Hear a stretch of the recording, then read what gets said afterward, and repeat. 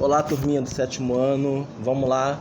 A economia açucareira, né? Eu identificar o ciclo do açúcar no Brasil, entender a dinâmica do funcionamento do engenho, que era os engenhos, que era a Casa Grande, né? O início da habitação de Portugal aqui no Brasil, tá? Gente, a gente tem que entender que a economia açucareira, né? Como eu falei com vocês nas aulas anteriores, que a coroa portuguesa veio para cá, decidiu investir na colonização efetiva no Brasil, tá? Somente nos meados do século XVI, a partir de então, teve o início da ocupação de fato da América Portuguesa, né? Baseado na ideia de proteger o território de possíveis invasões estrangeiras e no objetivo de explorar a economia, né? Ou seja, tudo girava em volta do pacto colonial. Ou seja, esse pacto colonial, gente, o Brasil estava inserido no contexto do mercantilismo e era necessário que a colônia gerasse lucros para a metrópole. Dessa forma, gente, entrou em vigência o pacto colonial. Consistia em um exclusivo comercial, tá? Para que permitia que a colônia comercializasse suas riquezas e seus recursos somente com a metrópole. Ou seja, a metrópole e o pacto colonial eram um só, né? As manufaturas e os equipamentos giravam em torno disso tudo. A economia especializada girava em torno, pois a economia tinha que dar retorno para o pacto colonial.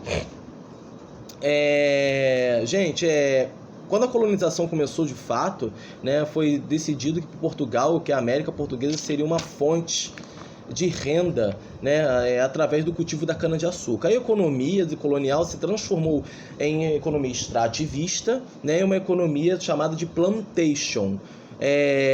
Eu vou citar para vocês os esquemas de plantation, né, que é monocultura, né, cultivo apenas de um gênero agrícola, cultivo desenvolvido em latifúndio, grandes propriedades, tá? Mão de obra escravizada, negros, africanos e indígenas, e produção voltada para o mercado de exportação, ok?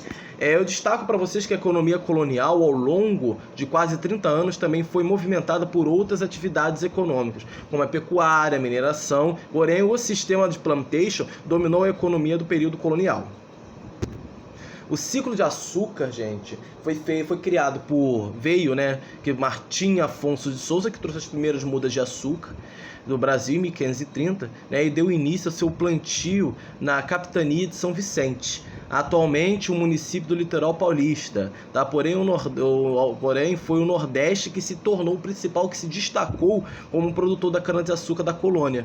Uma vez, gente, houve ali uma perfeita adaptação ao clima e ao solo, né, conhecido como solo massapê. No final do século XVI, o Brasil já teve o maior exportador da cana-de-açúcar do mundo, né? A escolha da cana-de-açúcar foi o principal gênero agrícola cultivado no Brasil colônia. Então foi feita sem motivos. Os fatores fundamentais da decisão da coroa portuguesa ao iniciar esse empreendimento açucareiro na colônia na América foi o açúcar, ter um produto muito raro na Europa, por isso geraria lucros para a coroa portuguesa, né? Os portugueses já possuíam experiência com o cultivo da cana-de-açúcar nas colônias e nas ilhas do Atlântico. O clima tropical e o solo fértil da América Portuguesa, especialmente no Nordeste, eram favoráveis ao plantio, né? O objetivo de ocupar efetivamente o território, principalmente o litoral, ok? Aqui está um engenho para vocês poderem ter a noção de o que era, como é que era feito, né, o engenho. E vamos lá, o funcionamento do engenho. O que é o funcionamento do engenho? O funcionamento do engenho era o cultivo de cana-de-açúcar e produção do açúcar, conhecido como engenhos. Muito comum hoje em dia as pessoas associarem a palavra engenho, gente, à máquina utilizada para moer a cana-de-açúcar, aquela máquina que vocês veem na feira, que tira o caldo, a gente tomar fresquinho, geladinho para comer com pastel. Aquilo ali é o nome de engenho, mas só que o engenho era esta figura aqui, né? Eles faziam, os escravos, força braçal, ou seja, força manufaturada, né? Eles trabalhando ali braçal para poder moer, tirar o caldo e usar o bagaço para fazer o açúcar, né? Durante esse período colonial, os engenhos de açúcar eram complexos, gente, onde não aconteciam processos da manufatura do açúcar, né? O empreendimento do açúcar acontecia através de um longo processo de muitas etapas do cultivo, do refinamento e do engenho que englobava.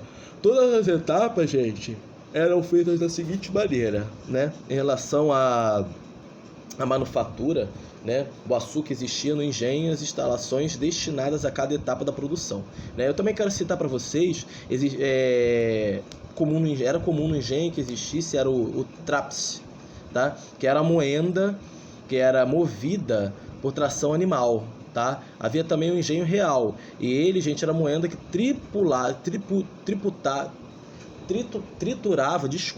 triturava a cana, funcionava por força hidráulica, né? Ou seja, através da força produzida pela queda da água, que era canalizada nos rios e outros mananciais de água existentes em propriedades, tá?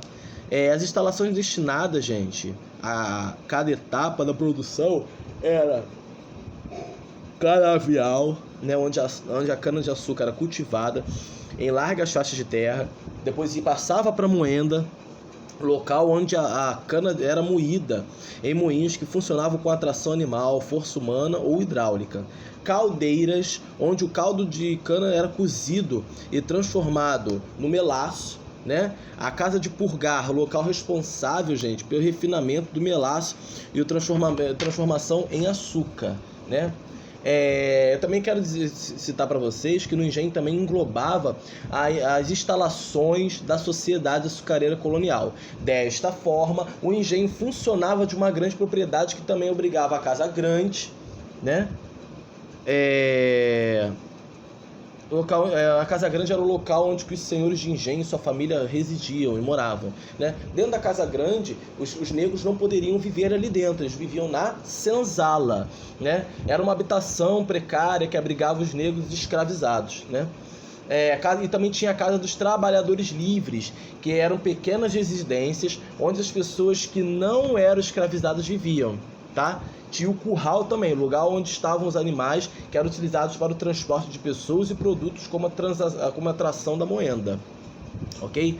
As plantações, onde eram cultivados outros gêneros como frutas, verduras, legumes para o consumo da sociedade, né? E a capela, né? Porque Portugal era um país muito católico que trouxe consigo a sua crença, né? A capela onde aconteciam as missas e os diversos sacramentos católicos, como batismos, casamentos e tudo mais, né? A gente tem que perceber o envolvimento, né, do engenho colonial, que a economia açucareira dependia do funcionamento desse espaço. Por isso, todos os processos eram rigorosamente divididos nesta grande propriedade, ok? O açúcar, gente, faz parte da alimentação do ser humano, né? Há milhares de anos, inclusive, foi largamente utilizado como remédio, né? A variedade do açúcar, gente, fica entre granulado, né, o açúcar tradicional usado para cozinhar, o refinado, que a gente mais usa para botar no café, para botar no doce, né? Tem o açúcar de confeiteiro, que serve para polvilhar os bolos, sobremesa e tudo mais. A demerará, né, que é um açúcar mascavo, né? E tem o mascavo claro também, usado frequentemente para fazer bolos e outros frutas e pudins e outros sabores mais completos, tá? E tem o moscovado, né, que é um melado escuro, sabor usado em pão de gengibre. A sociedade açucareira, gente, colonial.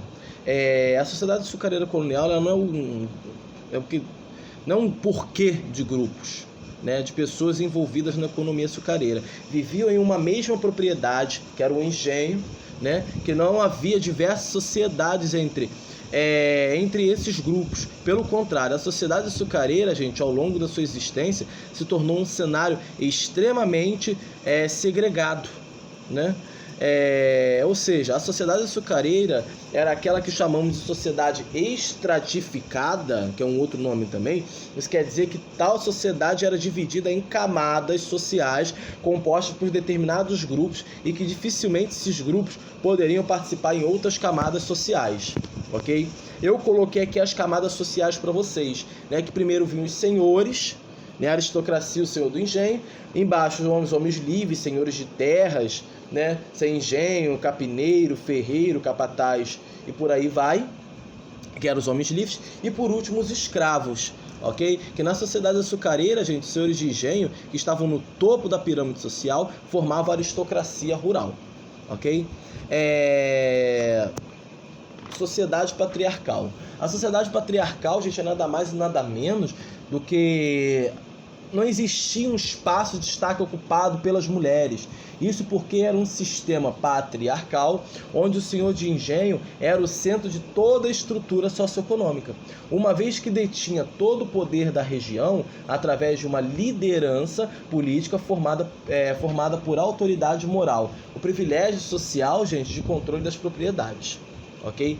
Dentro desse engenho, dentro dessa questão do açúcar, né, existiam as atividades complementares, que durante a maior parte do período colonial, a principal atividade econômica foi o cultivo da cana-de-açúcar, como eu falei com vocês, mas foi através dessa atividade que Portugal mais lucrou com a América Portuguesa.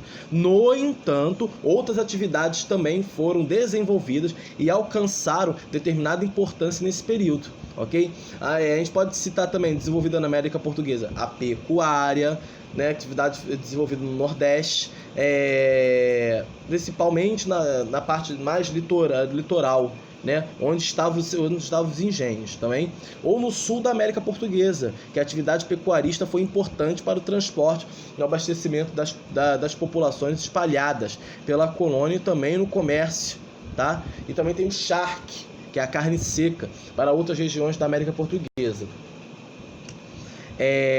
Outros gêneros agrícolas, o tabaco, também o algodão, tiveram também destaque como atividades econômicas complementares. O tabaco mostrou, gente, muito importante através do escambo, né? As tribos africanas que se comercializavam, né? Os escravos eram trazidos à força para o Brasil, já que o algodão era extremamente importante para a confecção de vestimenta dos escravos, né? À medida que o cultivo foi aumentando, se tornou também uma matéria-prima direcionada para a exportação e importação do algodão. Atividades, página 247, 248, 249, 250 e 251. Já estou disponibilizando o gabarito para vocês, ok? 1, 2, 3, 4, 5, 6, 7, 8, 9, 10. Da 11 até 19, 20, e tem o desafio também, o número 1, número 2, número 3 e a número 4. Galerinha, qualquer coisa, só vocês perguntarem lá no grupo, tá bom? Que a gente resolve, tá bom? Fiquem com Deus, um grande abraço para vocês. Se cuidem.